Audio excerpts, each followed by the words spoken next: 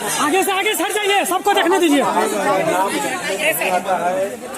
यही बात कई लोग शिक्षकों के बारे में भी कहते हैं। सवाल है कि आप लोग आगे जाइए। पहले मीडिया को जाना और अगर बहाल हो चलिए तो सरकार की सर, जिम्मेदारी बैठ के रखिएगा, सब व्यवस्था बनेगी, गड़बड़ हो जाएगा, इससे कुछ नहीं होगा।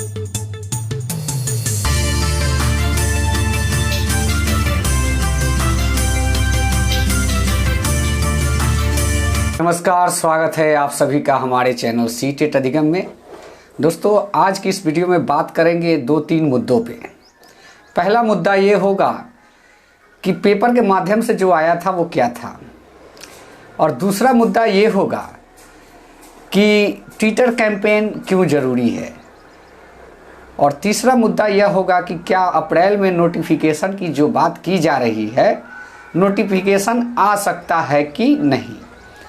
तो बने रहिए हमारे चैनल पे, और वीडियो अच्छा लगे तो चैनल को सब्सक्राइब कीजिएगा, लाइक कीजिएगा, कमेंट कीजिएगा। मैं उन साथियों से खास करके आग्रह करूंगा जो अब तक हमारा वीडियो तो देखते हैं पर चैनल को सब्सक्राइब नहीं करते। तो दोस्तों प्लीज़, आप एक शिक्षक है और ये चैनल भी आपके एक शिक्षक साथी का है, इसलिए चैनल को सब्सक्राइब करें। चलिए वीडियो में आगे बढ़ते हैं, बात करते हैं। सबसे पहले पेपर के द्वारा जो बताई गई बातें हैं उसमें क्या क्या कितनी सच्चाई है।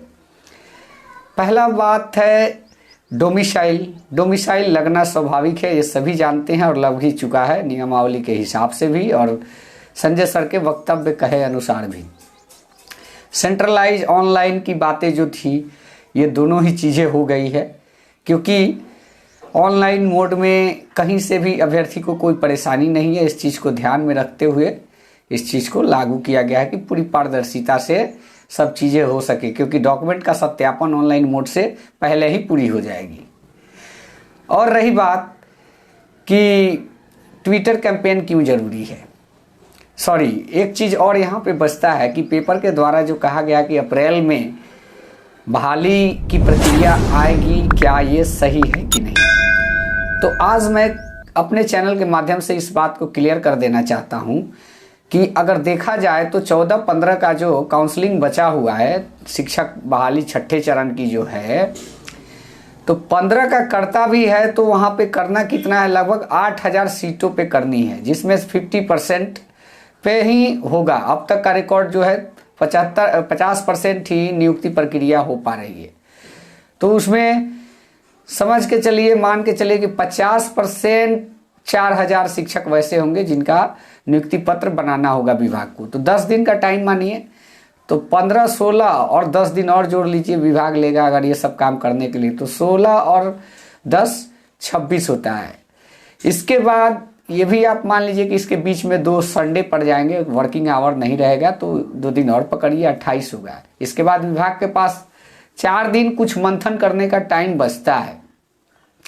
इसी बीच विभाग ये भी चाहेगी कि 7वें चरण प्राइमरी का नोटिफिकेशन कम से कम अप्रैल में दे दिया जाए, तो वो फर्स्ट वीक में आ सकती है। ये बिल्कुल एक अनुमानिक बातें हैं। पेपर में अगर कोई भी 100% दावा कहता है तो वो बात गलत है, पर ये अनुमानिक बातें हैं, प्रमाणिक कहीं से नहीं है। इस बात को आप लोग मान के चलिए। और आगे बढ़ते हैं कि ट्विटर कैंपेन क्यों ज़रूरी है। ट्विटर कैंपेन इसलिए ज़रूरी है कि आंदोलन जब 2 दिन चला, उसके बाद सचिवालय का दौरा अध्यक्ष महोदय और उनकी टीम के द्वारा किया गया।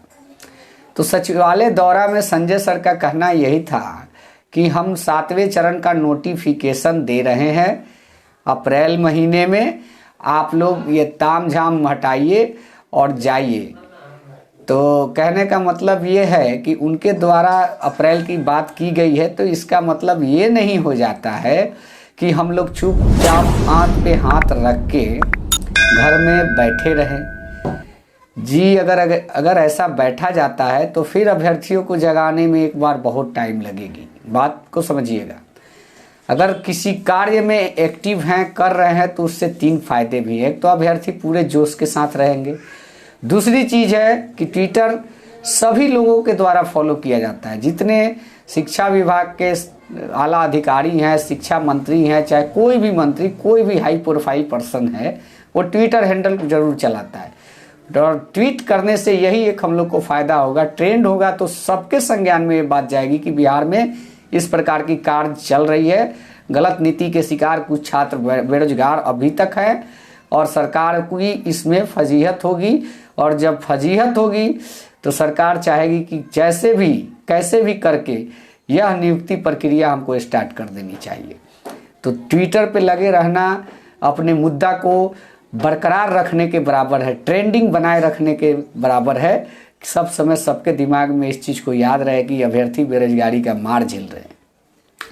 तो ट्विटर कैंपेन करना भी बहुत जायज़ है, इसलिए मैं आप सभी से कहूँगा कि ट्विटर कैंपेन आज रखा गया है 5 बजे से 3 बजे आपको हैशटैग प्रोवाइड करा दिया जाएगा सभी ग्रुपों के माध्यम से, और 5 बजे से ट्विटर चालू हो जाएगा। ट्वीट करने की प्रक्रिया जो है चालू हो जाएगा, और उसको एक शॉर्ट टाइमिंग में रखा गया है। कम से कम 2 घंटे के टाइमिंग में हम लोग को ट्रेंड कैसे भी करा लेना है, नहीं तो टाइमिंग को आगे बढ़ाया जा सकता है।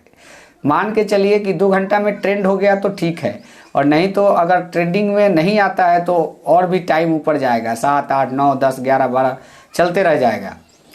तो दोस्तों मैं आप सभी लोगों से यह गुजारिश करूंगा कि आज का जो ट्विटर कैंपेन है उसमें सभी लोग बढ़ चढ़ कर हिस्सा लें और ट्वीट करें, और शिक्षक बहाली का नोटिफिकेशन जारी करवाने में आप अपना अमूल्य योगदान दें, ताकि किसी भी प्रकार से यह ट्रेंडिंग में आए और सबके संज्ञान में जाए। खास करके ज़रूरी यह है कि आपके शिक्षा विभाग के बहुत सारे ऐसे आला अधिकारी हैं जो ट्विटर हैंडल को डेली 2 घंटा ट्विटर के लिए टाइम देते हैं। उनका डेली पोस्ट आता है, उस टाइम को आप लोग फॉलो किए होंगे तो वही टाइम होता है उनके लंच का टाइम या फिर रात के डिनर का टाइम। तो ट्रेंडिंग में आता है उस समय, मान लीजिए 5 से 7, 8 बजे तक अगर ट्रेंडिंग में आ जाता है, 10 बजे तक रहता है, तो वो लोग को भी दिमाग में आएगा कि अरे यार ये प्रक्रिया चल रही है।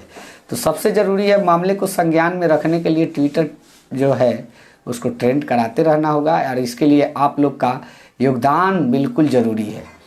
तो दोस्तों आज के इस कैंपेन में ज़रूर हिस्सा लें, और जितना ही अधिक ट्वीट होगा उतना ही इस बहाली प्रक्रिया में अपनी बातों को रखने के लिए आसानी होगी।